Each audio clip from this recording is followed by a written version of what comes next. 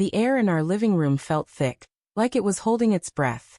The clock on the mantel ticked too loudly, each second a hammer against my skull.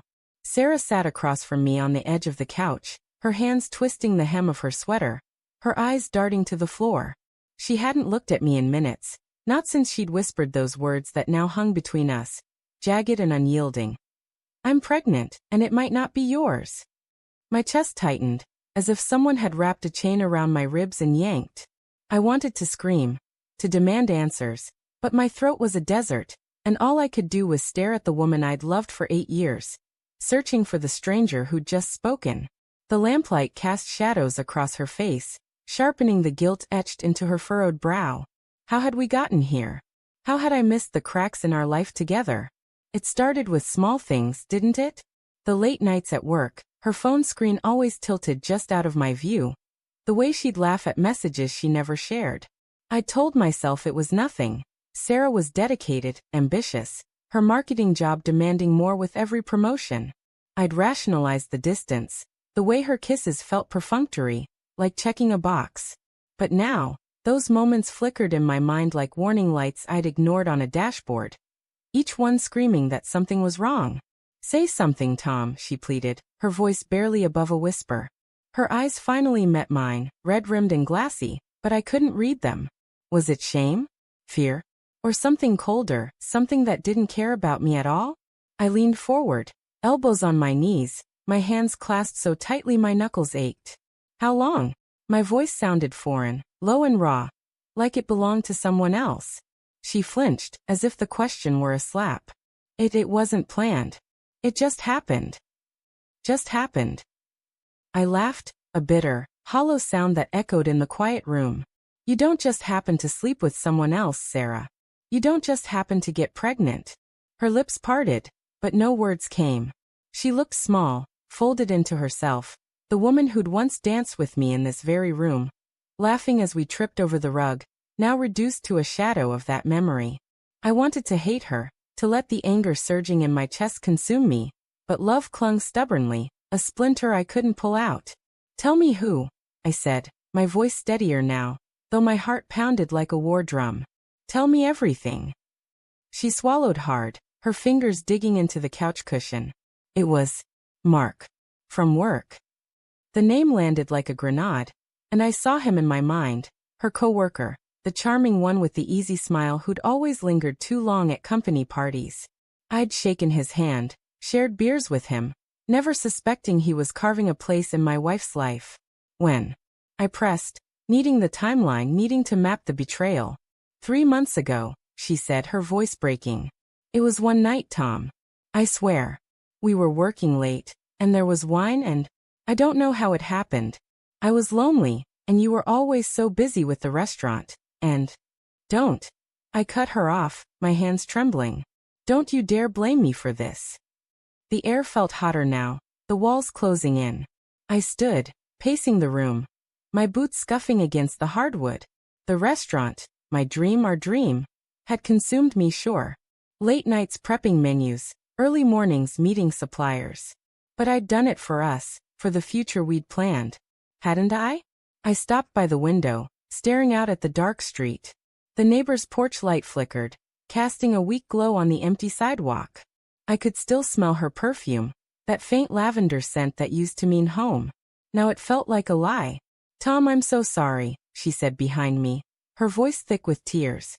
"I didn't mean to hurt you. I love you." I turned, my eyes burning. "You love me? Then why didn't you tell me you were lonely?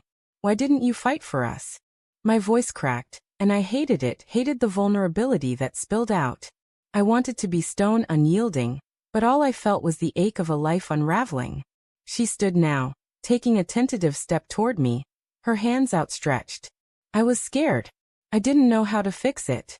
And then, when I found out I was pregnant, I thought maybe it could be a new start. For us.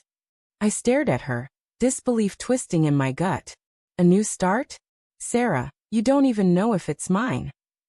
The words tasted like ash, and her face crumpled, tears streaming down her cheeks.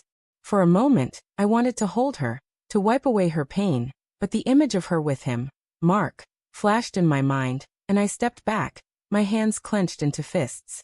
How could you do this? I asked, more to myself than to her. My mind raced, replaying every moment I'd trusted her, every late-night call I'd dismissed as work, every smile I'd taken at face value. Had she been lying then, too? How many secrets had she buried in those moments? I don't know, she sobbed, sinking back onto the couch. I hate myself for it. I didn't want this. I wanted to believe her. God, I did. But trust was a shattered mirror, and every piece reflected a different version of her, a version I didn't know. I thought of the pregnancy, the life growing inside her, and my stomach churned. Was it mine? Could I love it if it wasn't? The questions clawed at me, each one sharper than the last. The room felt too small, the air too heavy. I grabbed my jacket from the chair, my movements jerky, desperate. I need to think, I said, avoiding her eyes. I can't be here right now. Tom, please, she called after me, her voice breaking. Don't leave. We can figure this out. But I was already at the door, the cold metal of the knob grounding me as I turned it. The night air hit me like a slap as I stepped outside, the stars above indifferent to the chaos below.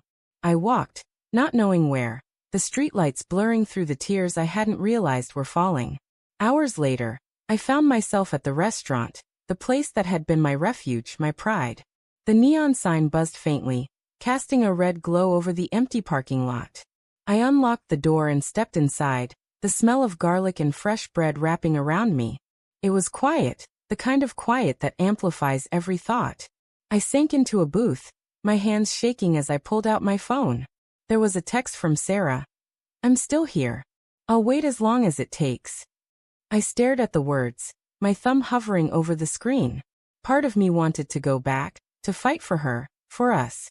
But another part, the part that burned with betrayal, whispered a different truth. Some things, once broken, can't be fixed. Then I noticed it, a small, folded note tucked under a menu on the table. My name was scrawled on it in Sarah's handwriting. My heart stuttered as I opened it, the paper trembling in my hands. It read, I've known for weeks. I was too afraid to tell you. If you can't forgive me, I understand. But know that I'll love you always, no matter what. I crumpled the note, my breath hitching. She'd known. She'd carried this secret, this bomb, and let it tick until it exploded. But as I sat there, surrounded by the life we'd built, I realized the real twist wasn't her betrayal. It was mine. I'd been absent, consumed by work, blind to her loneliness.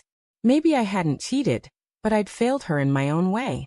The tears came harder now, and I didn't stop them. I didn't know if I could forgive her, or if I could forgive myself. But as the first light of dawn crept through the restaurant windows, one truth settled in my bones. Whatever came next, we'd face it together, or not at all.